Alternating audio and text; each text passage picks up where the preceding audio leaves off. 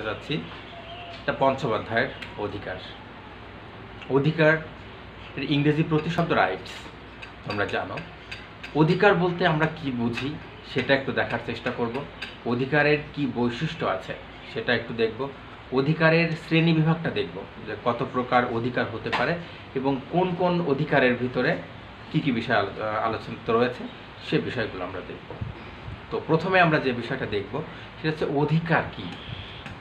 তোমরা নিজেরা হয়তো নিজের মতো করেই অনেকেই অধিকারের সংজ্ঞা দিয়ে থাকো, তারপরে অধিকার বলতে আমরা যেটা বুঝি সেটা একটু বলার চেষ্টা করছি। অধিকার বলতে জীবনযাত্রার সেসব শর্ত বা অবস্থাকে বোঝায় যেটা ছাড়া মানুষ তার অস্তিত্বকে উপলব্ধি করতে পারে না।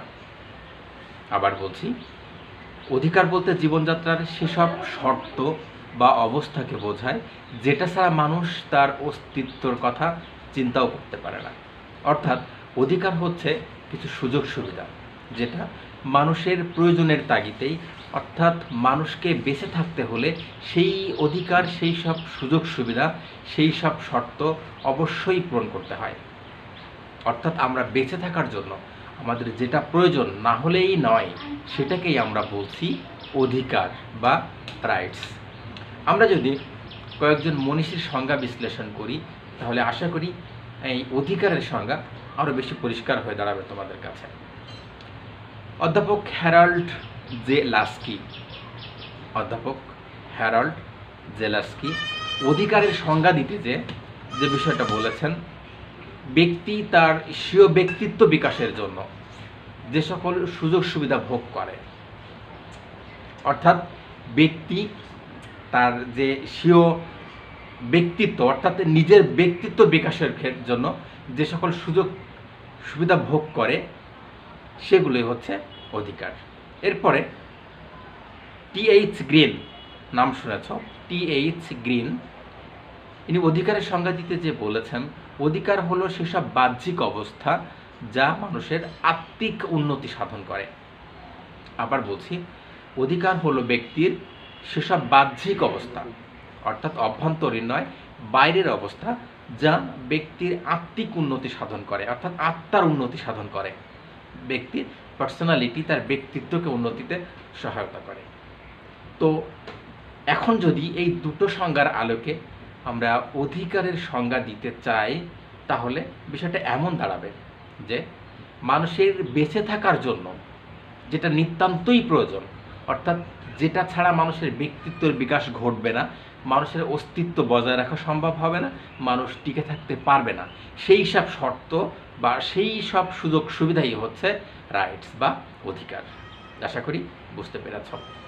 এই অধিকারের কিছু বৈশিষ্ট্যের কথা যদি আমরা বলি, যে কোন কোন বিষয়গুলো দেখে আমরা বলবো যে এটা অধিকার বা অধিকারের কোন কোন কনসেপ্টগুলো রয়েছে সেটা প্রথম যদি বলতে চাই, এটা একটা সোশ্যাল কনসেপ্ট বা সামাজিক ধারণা।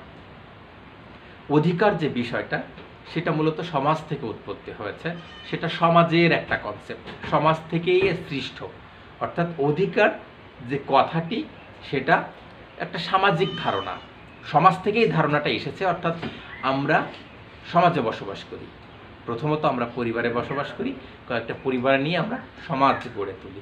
এই সমাজে বসবাস করার ক্ষেত্রে যে বিষয়গুলোর প্রয়োজন হয়, অর্থাৎ যেটা ছাড়া একজন মানুষ সামাজিক জীব নয় বা সমাজে বসবাস করাও সম্ভব নয়, সুতরাং সেটাকে আমরা বলছি যে এটা হচ্ছে একটা সোশ্যাল কনসেপ্ট, অর্থাৎ সমাজ থেকে এসেছে একটা ব্যাপার। এরপরে যেটা রয়েছে সেটা হচ্ছে এই অধিকারটা সুযোগ সুবিধার সমন্বয়। টোটাল যে অধিকার যে বিষয়টা সেটা শুধুমাত্র সুযোগ সুবিধা অর্থাৎ ফ্যাসিলিটিস এর কম্বিনেশন। অর্থাৎ সুযোগ সুবিধাটা কি হবে, যে একজন মানুষ হিসেবে তার বেঁচে থাকতে হলে এই সকল সুযোগ সুবিধা বা অপরচুনিটিস তাকে দিতে হবে। সুতরাং এটাকে আমরা বলছি যে এই অধিকারটা সুযোগ সুবিধার একটা কম্বিনেশন। এরপরে যে বিষয়টা সেটা হচ্ছে এটা সমাজ কর্তৃক সৃষ্ট। আগেই বলেছি যে অধিকার এটা সমাজেই সৃষ্টি হয়েছে, এটা রাষ্ট্রের না, এটা মানুষ যেহেতু সমাজে বসবাস করে, সমাজে বসবাস করতে হলে সেই সমাজে বসবাস করার জন্য প্রয়োজন হয় কিছু অতিরিক্ত সুযোগ সুবিধার, যেগুলো ছাড়া সে মানুষ চলতেই পারে না। সুতরাং যেহেতু আমাদের সমাজে বসবাস করতেই হয়, সুতরাং এটা সমাজ থেকে সৃষ্ট হয়েছে। এরপরে রাষ্ট্র কর্তৃক অনুমোদিত অধিকার সমাজ থেকে সৃষ্টি হয়েছে এবং রাষ্ট্র সেটাতে অনুমতি দিয়েছে।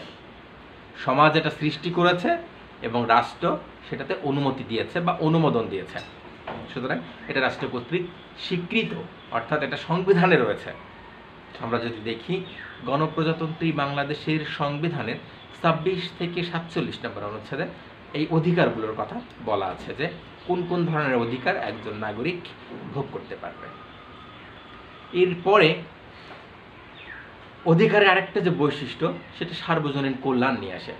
এই অধিকারটা জাতি, ধর্ম, বর্ণ নির্বিশেষে সকলের জন্য সমান, অর্থাৎ এখানে হিন্দু, মুসলিম বা খ্রিস্টান, বুদ্ধিস্ট যারা রয়েছে বা ব্ল্যাক বা হোয়াইট, এই ক্ষেত্রে অধিকারের কোনো তারতম্য হয় না, সুযোগ সুবিধার কোনো তারতম্য হয় না, বা এটা সর্বজনীন কল্যাণ আনয়ন করে যে অধিকার যে বিষয়টা বা অধিকারের যে কনসেপ্ট সেটা সার্বজনীন কল্যাণ নিশ্চিত করে।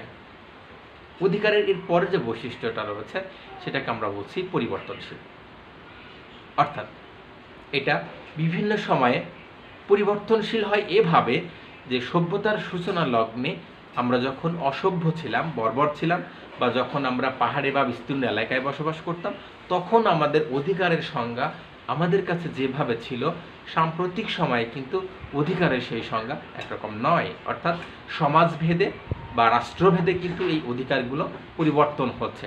মার্কিন যুক্তরাষ্ট্রের নাগরিকগণ যে সকল সুযোগ সুবিধা ভোগ করেন, হয়তো তৃতীয় বিশ্বের উন্নয়নশীল দেশ হিসেবে বাংলাদেশে আমরা সেই সুযোগ সুবিধা ভোগ করতে নাও পারি, অথবা আমরা যেটা ভোগ করছি সেটা অন্য অন্য যে সাউথ এশিয়ার দেশ রয়েছে হয়তো তারাও সেটা ভোগ করতে পারছে না। সুতরাং অধিকার যে কনসেপ্ট সেটা চেঞ্জেবল বা পরিবর্তনশীল, ডাইনামিক। এখন আসি যে এই অধিকার তোমাদের জন্য যে বিষয়টা সবচেয়ে বেশি গুরুত্বপূর্ণ সেটা হচ্ছে অধিকারের শ্রেণী বিভাগ। অধিকার কি যদি আমরা ভাগ করতে চাই, এটা প্রথমত এটা আমাকে দুটো ভাগে ভাগ করব। প্রথমত এটাকে দুটো ভাগে ভাগ করা যায়, একটা হচ্ছে নৈতিক অধিকার আর একটা আইনগত অধিকার। আবার বলছি, নৈতিক অধিকার, আইনগত অধিকার। নৈতিক অধিকারটা কি তোমরা জানো, নৈতিকতার ইংরেজি প্রতিশব্দ হচ্ছে মোরালিটি, যেটা মোরালিটাস থেকে এসেছে। এই নৈতিকতা হচ্ছে তোমার ভিতরের একটা অন্তর্নিহিত একটা শক্তি, বা তোমার ভিতরের একটা সুপ্ত প্রতিভা, বা তোমার ভিতরের একটা ইচ্ছা আকাঙ্ক্ষা, বা যেটাকে বলা যায় সংকল্প, যেটার কারণে তুমি সবসময় ভালো কাজের প্রতি আগ্রহশীল থাকো এবং খারাপ কাজকে বর্জন করো। সুতরাং নৈতিকতা সবসময় ভালো কাজকে উৎসাহিত করে, অর্থাৎ যেখানে ভালো কাজ সেটাকে আমরা নৈতিকতা বলি, এবং যেটা খারাপ কাজ সেটাকে আমরা বলছি নৈতিকতার পরিপন্থী।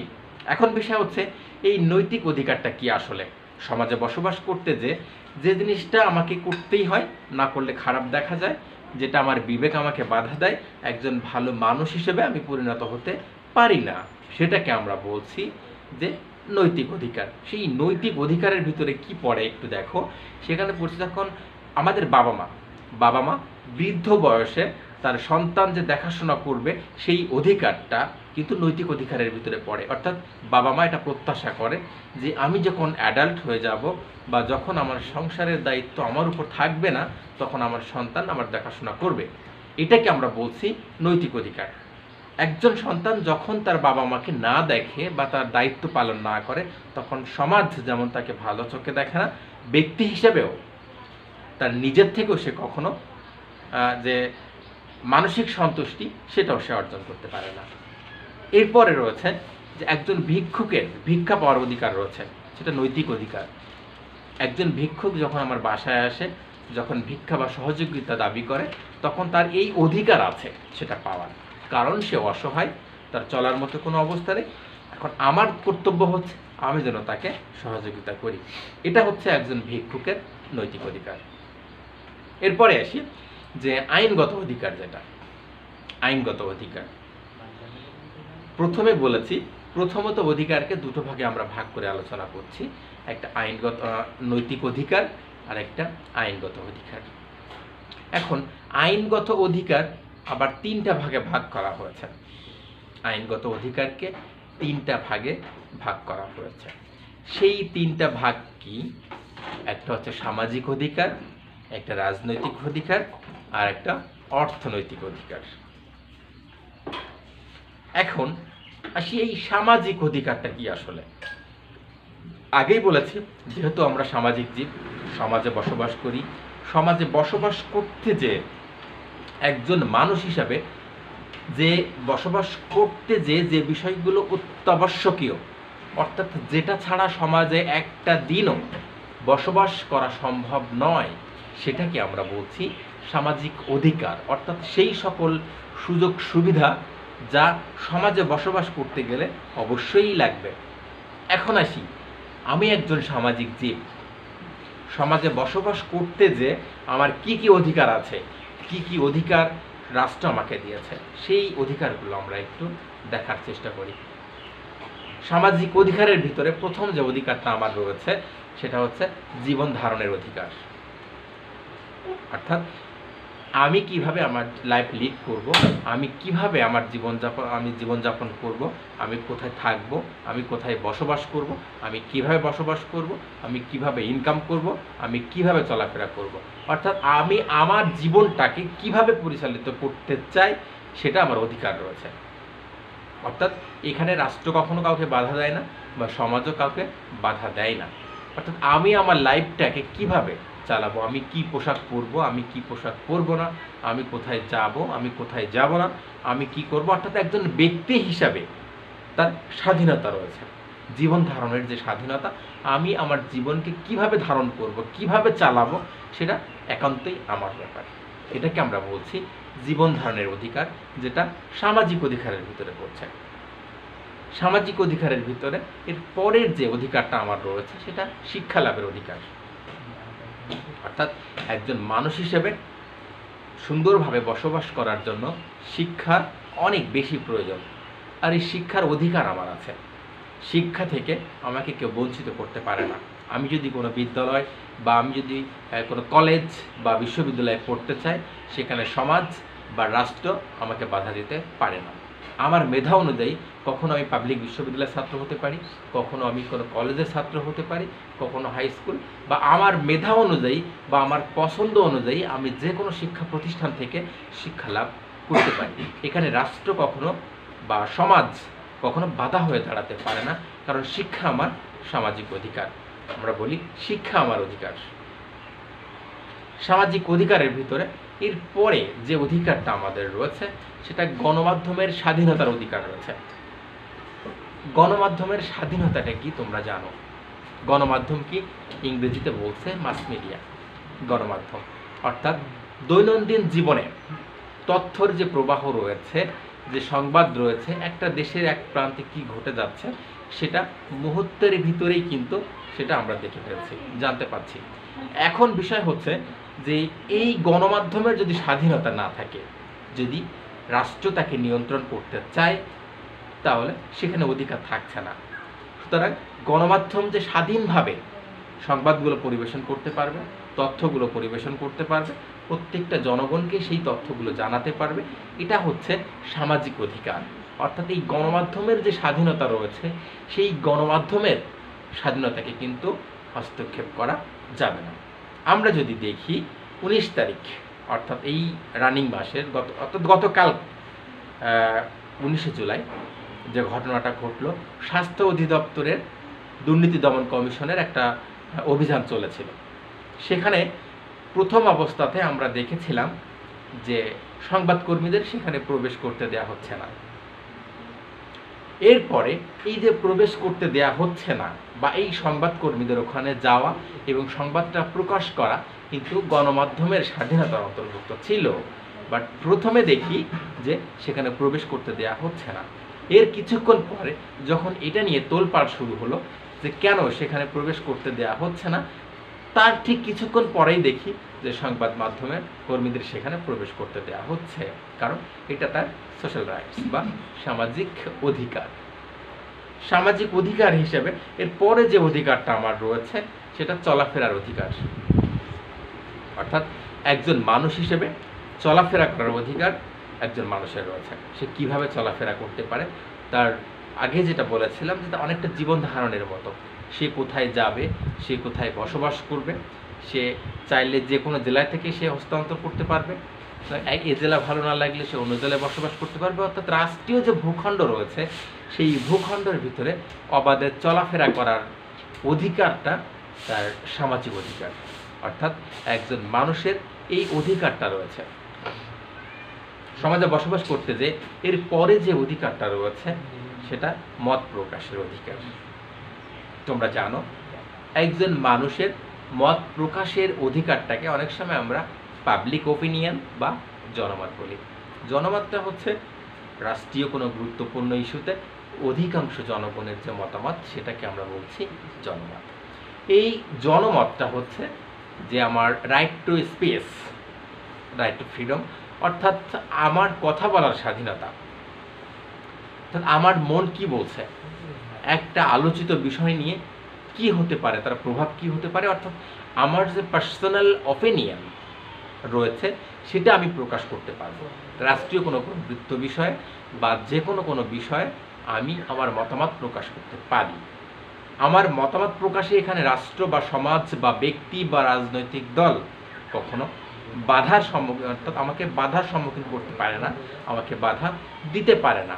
আমার চিন্তা করার স্বাধীনতা রয়েছে এবং আমি কি চিন্তা করি সেটা আমার মত প্রকাশের স্বাধীনতা রয়েছে। এটা সামাজিক অধিকার। সামাজিক অধিকার পরে এর পরে যে অধিকারটা আমার রয়েছে সেটাকে বলছি সম্পত্তি ভোগের অধিকার। অর্থাৎ উত্তরাধিকার সূত্রে বা ক্রয় সূত্রে বা যে কোনোভাবেই হোক আমার যে অধিকারটা রয়েছে সেটা যে সম্পত্তি সেটা আমি ভোগ করতে পারবো। অর্থাৎ আমি যে সম্পত্তি ক্রয় করেছি বা উত্তরাধিকার সূত্রে আমি যে সম্পত্তি পেয়েছি সেই সম্পত্তি ভোগের জন্য কেউ বাধা দিতে পারবে না। এটা হচ্ছে ব্যক্তির সামাজিক অধিকার। অর্থাৎ আমার যে সম্পত্তি আছে সেই সম্পত্তি ভোগের অধিকারটা সামাজিক অধিকার। এরপরে যেটা রয়েছে ধর্মীয় অধিকার। মানুষ সমাজে বসবাস করতে যেয়ে বিভিন্ন সময়ে দেখে এসেছি যে বিভিন্ন ধর্মাবলম্বীর লোক বসবাস করে। সেই যার যে ধর্ম রয়েছে সেই ধর্ম পালন করতে পারে, এটা তার সামাজিক অধিকার। চাইলে এখানে কেউ ধর্মান্তরিতও হতে পারে, ধর্ম ত্যাগও করতে পারে। ধর্ম ত্যাগ করে এক ধর্ম থেকে আর এক ধর্মে অনেক সময় আসার যে প্রবণতা সেটাও আমরা দেখেছি। সুতরাং এই ধর্মের যে অধিকারটা রয়েছে, অর্থাৎ ধর্ম পালনের যে স্বাধীনতা রয়েছে, যে যার খুশি যে যা খুশি সেই ধর্ম পালন করতে পারে। আবার যে ধর্মীয় যে অনুশাসনগুলো রয়েছে আমরা দেখি কেউ প্রার্থনা করে, কেউ প্রার্থনা করে না, কেউ গির্জায় যাচ্ছে, কেউ যাচ্ছে না, বা কেউ মন্দিরে যাচ্ছে, মসজিদে যাচ্ছে বা যাচ্ছে না। এটা ব্যক্তির ধর্মীয় স্বাধীনতা বা ধর্মীয় অধিকার। অর্থাৎ এখানে এই ধর্ম পালনের অধিকার ওই ব্যক্তির রয়েছে, আর এটা তার সামাজিক অধিকারের ভিতরে রয়েছে। অর্থাৎ এখানে যদি কেউ তার যে ধর্মীয় অনুশাসন না মানে, অর্থাৎ তার প্রার্থনা থেকে বিরত থাকে, সেখানে কেউ কাউকে হস্তক্ষেপ করতে পারে না। সুতরাং এটা আমরা বলছি সামাজিক অধিকার। সামাজিক অধিকারের ভিতরে এর পরে যে অধিকারটা আমার রয়েছে সেটা পরিবার গঠনের অধিকার। অর্থাৎ সমাজে বসবাস করতে যে আমি চাইলে পরিবার গঠন করতে পারি, আবার নাও করতে পারি। আমি কিভাবে পরিবার গঠন করব, আমার পরিবারের সদস্য সংখ্যা কতজন হবে এবং সেটাকে আমি কিভাবে চালাবো, এবং আমি কতদিন পরে পরিবার গঠন করব এবং আমি পরিবার গঠন করব কিনা, এটা ব্যক্তির পার্সোনাল যে থিঙ্কিংটা রয়েছে তার ভিতরে পড়বে। অর্থাৎ এটা ব্যক্তির স্বাধীনতা রয়েছে। পরিবার গঠনের যে স্বাধীনতা, এটা একজন ব্যক্তির সামাজিক অধিকারের ভিতরে পড়ছে। সামাজিক অধিকারের ভিতরে এর পরে যে অধিকারটা আমার রয়েছে সভা সমিতি অধিকার রয়েছে। সভা সমিতির অর্থাৎ আমি চাইলে আমি সভা সমিতির আয়োজন করতে পারবো। আমি কিছু মানুষজন ডেকে আমার মতামত প্রকাশ করতে পারবো, তাদেরকে নিয়ে আমি একটা সংগঠন তৈরি করতে পারবো, তাদেরকে নিয়ে আমি সভা করতে পারবো, একটি সমিতিও গড়ে তুলতে পারবো। এক্ষেত্রে রাষ্ট্র বা সমাজ বা রাজনৈতিক দল আমাকে বাধা দিতে পারে না, কারণ এটা সংবিধান কর্তৃক স্বীকৃত এবং এটা আমার সামাজিক অধিকারের অন্তর্ভুক্ত। সামাজিক অধিকারের ভিতরে আরেকটা যে বিষয় রয়েছে সেটা সংস্কৃতি ও ভাষার অধিকার রয়েছে। অর্থাৎ সংস্কৃতি ও ভাষার স্বাধীনতা। আমি কোন ভাষায় কথা বলবো, আমি পয়লা বৈশাখ উদযাপন করব কিনা, আমি কোন ধরনের পোশাক পরব, এটা হচ্ছে আমার সামাজিক অধিকার। অর্থাৎ এখানে কেউ কাউকে বাধা দিতে পারে না বা তার ইচ্ছার বিরুদ্ধে চলতে পারে না। সুতরাং আমি কোন ভাষায় কথা বলবো, আমি কোন কোন সংস্কৃতি লালন করব, এটা হচ্ছে ব্যক্তির সামাজিক অধিকারের ভিতরে পড়ে। এতক্ষণ যে বিষয়গুলো আমরা বললাম, এই বিষয়গুলো সামাজিক অধিকারের ভিতরে আসে। আমি সংক্ষেপে আরেকবার বলছি, পয়েন্টগুলো একটু লিখে নিবে। সামাজিক অধিকারের ভিতরে যে বিষয়গুলো আসছে, প্রথমত জীবন ধারণের অধিকার, শিক্ষা লাভের অধিকার, গণমাধ্যমের স্বাধীনতার অধিকার, চলাফেরার অধিকার, মত প্রকাশের অধিকার, সম্পত্তি লাভের অধিকার, ধর্মীয় অধিকার, পরিবার গঠনের স্বাধীনতা, সভা সমিতি এবং সাহিত্য সংস্কৃতি বা ভাষা স্বাধীনতা। এই বিষয়গুলো ছিল সামাজিক অধিকারের ভিতরে। এগুলো তোমাদের যে এমসিকিউজ অপশানটা রয়েছে সেখানে কিন্তু বিষয়গুলো খুবই গুরুত্বপূর্ণ। আশা করি সবাই নোট করে নিয়েছ। এরপরে 2 নাম্বার যে অধিকারটার কথা বলেছিলাম, পলিটিক্যাল রাইটস বা রাজনৈতিক অধিকার। মানুষ একই সাথে সামাজিক এবং রাজনৈতিক জীব। যেহেতু মানুষ রাজনৈতিক জীব, সুতরাং এই রাজনীতির ক্ষেত্রে একজন মানুষের কি কি অধিকার আছে, অর্থাৎ কোন কোন বিষয়গুলো আমার রাজনৈতিক অধিকারের অন্তর্ভুক্ত, সেই বিষয়গুলো আমরা একটু দেখার চেষ্টা করি। প্রথমত দেখি আইনের অধিকার। আমরা যারা রাষ্ট্রে বসবাস করি সেখানে আইনের অনুশাসন মেনে চলতে হয়। রাষ্ট্রের শৃঙ্খলা বজায় রাখার জন্য, নিজেকে ভালো রাখার জন্য, নিজেকে নিরাপদে রাখার জন্য আইন মানতে হয়। এই আইন কিন্তু কারোর প্রতি কখনো বৈষম্য করে না। জাতি, ধর্ম, বর্ণ ধনী গরিব নির্বিশেষে আইন কিন্তু সকলের জন্য সমানভাবে প্রযোজ্য। সুতরাং এই আইনের যে বিধান রয়েছে বা যে ন্যায় বিচার রয়েছে সেটা পাওয়ার অধিকার কিন্তু আমার রাজনৈতিক অধিকার।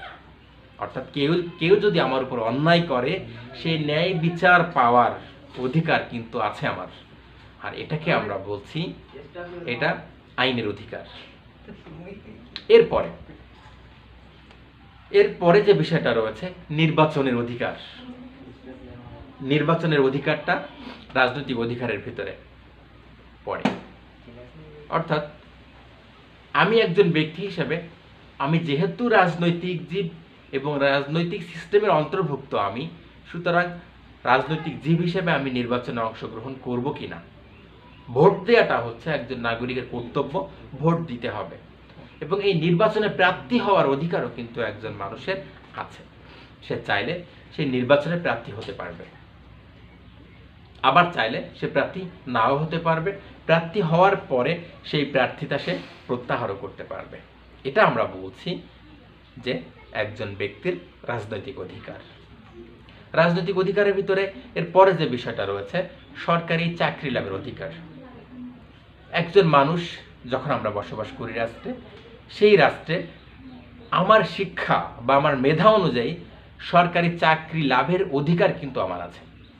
অর্থাৎ আমি যদি মেধা, আমার পরীক্ষা এবং আমার যোগ্যতার ভিত্তিতে আমি কোনো চাকরির জন্য ক্যাপাবল হই বা যোগ্য হই, আমাকে চাকরি দিতে কিন্তু রাষ্ট্র বাধ্য থাকে এবং রাষ্ট্র দিচ্ছে। এটা অর্থাৎ সরকারি চাকরি যেটা রয়েছে, সেই সরকারি চাকরি পাওয়ার যে অধিকার সেটা আমার রয়েছে, আর এটা আমার রাজনৈতিক অধিকার। রাজনৈতিক অধিকারের ভিতরে এর পরে যে বিষয়টা রয়েছে সেটা আবেদন করার অধিকার আমার আছে, রাইট টু অ্যাপ্লাই। অর্থাৎ বিভিন্ন বিষয়ে আমি অ্যাপ্লাই করতে পারি।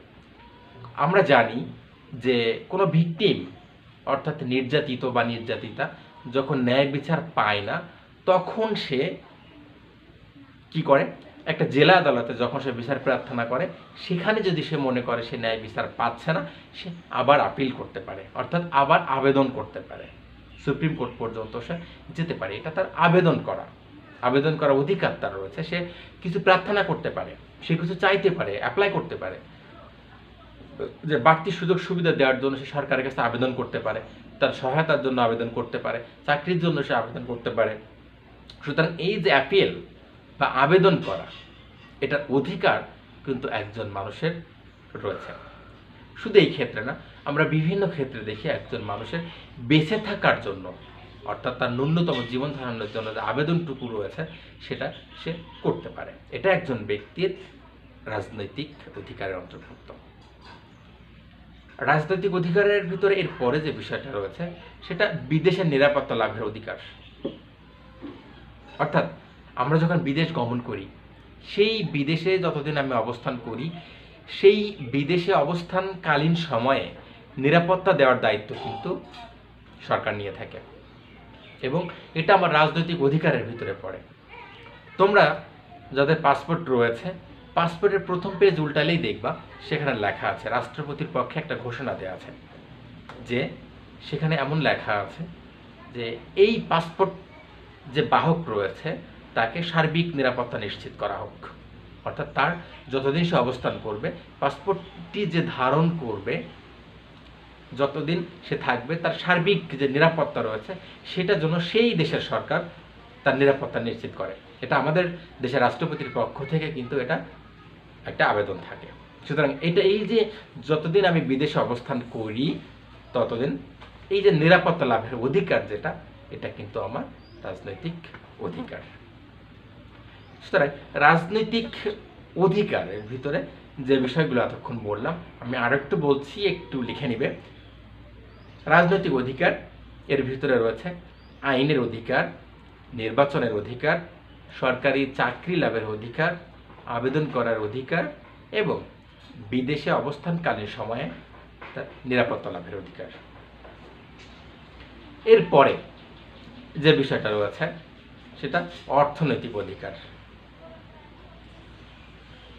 আমরা জানি মানুষ হিসেবে সমাজে বা রাষ্ট্রে বসবাস করতে হলে যে বিষয়টা অনেক বেশি গুরুত্বপূর্ণ বা মানুষের সাথে ওতপ্রোতভাবে জড়িত সেটা হচ্ছে অর্থনীতি।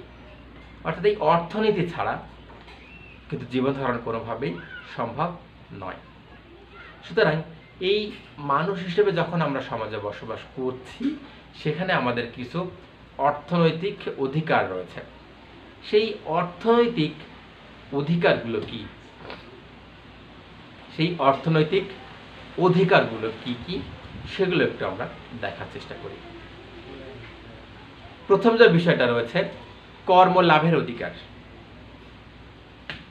অর্থাৎ একজন মানুষ যখন সমাজে বসবাস করে তখন সে কি কাজ করবে, সে কিভাবে তার জীবিকা নির্বাহ করবে, সে চাকরি করবে নাকি সে ব্যবসা বাণিজ্য করবে নাকি সে কৃষি কাজ করবে, এটা নিতান্ত তার ইচ্ছা এবং এটা তার ইচ্ছা অনুযায়ী তার জীবন পরিচালিত করবে। অর্থাৎ কর্ম লাভের যে অধিকারটা রয়েছে, কর্ম লাভ অর্থাৎ আমি কোন কাজ করব, আমি কোন জেলা থেকে যে কোন জেলায় কাজ করব, কিভাবে কাজ করব, আমি কাজ করব কিনা, এটা একজন ব্যক্তির অর্থনৈতিক অধিকারের ভিতরে পড়ে। অর্থাৎ কর্ম লাভ যেটা, আমি কি কাজ করব, কিভাবে আমি উপার্জন করব, সেটা একান্তই ব্যক্তির নিজস্ব ইচ্ছা। সুতরাং এই ইচ্ছাটাকে আমরা বলছি যে আমি যে আমার ইচ্ছা মতো আমার পেশা আমি বেছে নিতে পারছি। আমি চাকরি করছি, আমি আজকে এই চাকরি করছি, কালকে হয়তো অন্য চাকরি করব, পরশু হয়তো আর একটা চাকরি করব। অর্থাৎ এই কর্ম লাভের যে স্বাধীনতা আমার আছে, এটাকে আমরা বলছি অর্থনৈতিক অধিকার। এরপরে যে বিষয়টা রয়েছে উপযুক্ত পারিশ্রমিক প্রাপ্তির অধিকার আছে। অর্থাৎ আমি যে পরিমাণ পরিশ্রম করি সেই পরিমাণ পরিশ্রমের পারিশ্রমিক আমার প্রাপ্য, সেখান থেকে আমাকে কেউ বঞ্চিত করতে পারে না, কারণ এটা আমার অর্থনৈতিক অধিকারের ভিতরে পড়ে। আমি যেহেতু শ্রম দিচ্ছি এবং শ্রম দিয়েছি, সুতরাং আমি পারিশ্রমের প্রাপ্য, পারিশ্রম আমার প্রাপ্য, পারিশ্রম আমি পাবো, আমাকে পেতে হবে। সুতরাং এখানে রাষ্ট্র, ব্যক্তি বা সংগঠন বা রাজনৈতিক দল কখনো বিপক্ষে যেতে পারে না। সুতরাং এই পারিশ্রমিক যেটা আমার কাজ অনুযায়ী, আমি ঠিক যতটুকু কাজ করব সেই কাজ অনুযায়ী পারিশ্রমিক পাওয়ার যে অধিকারটা আমার আছে, এই অধিকারটাকে আমরা বলছি অর্থনৈতিক অধিকার। অর্থনৈতিক অধিকারের ভিতরের পরের যে বিষয়টা রয়েছে সেটা ব্যবসা বাণিজ্যের অধিকার। আগেই বলেছি ব্যবসা বাণিজ্য করা, অর্থাৎ আমি কি ব্যবসা করব, আমি পাইকারি ব্যবসা করব নাকি আমি খুচরা ব্যবসা করব, নাকি আমি এক্সপোর্ট ইম্পোর্ট করব, সেটা ব্যক্তি তার নিজের ইচ্ছা অনুযায়ী করতে পারে। অর্থাৎ চাইলে সে তার ব্যবসা পরিবর্তনও করতে পারে। সুতরাং এই ব্যবসা বাণিজ্যের মাধ্যমে যখন সে জীবিকা নির্বাহ করবে, সে কোন ধরনের পণ্য সামগ্রীর বিজনেস করবে বা কোন ধরনের পণ্য সামগ্রী সে আমদানি রপ্তানি করবে, এটা সম্পূর্ণ তার উপরে নির্ভর করে। সুতরাং এটাকে আমরা বলছি যে একজন ব্যক্তির ব্যবসা বাণিজ্য করাটা হচ্ছে অর্থনৈতিক অধিকার। এরপরে অর্থনৈতিক অধিকারের ভিতরে যে বিষয়টা পড়ছে সেটা শিল্প কলকারখানা প্রতিষ্ঠা করার অধিকার।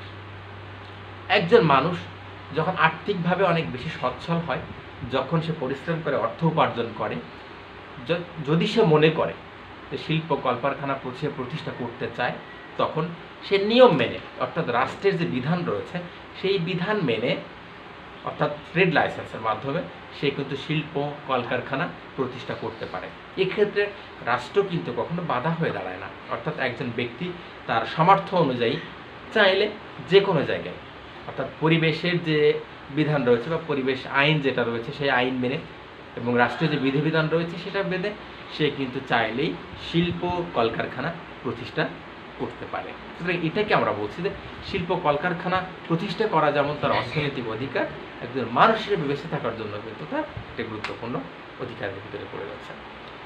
এরপরে অর্থনৈতিক অধিকারের ভিতরে যে অধিকারটা আমার রয়েছে সেটা অবকাশ যাপনের অধিকার।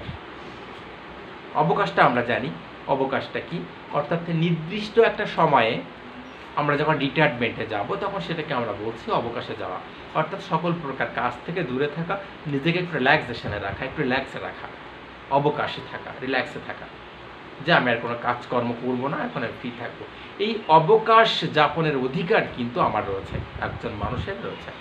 অর্থাৎ সমাজে যখন আমি বসবাস করছি বা রাষ্ট্রে বসবাস করছি বা আমি যখন প্রতিষ্ঠানে চাকরি করছি, আমি চাইলে যে কোনো সময় আমি অবকাশে যেতে পারি।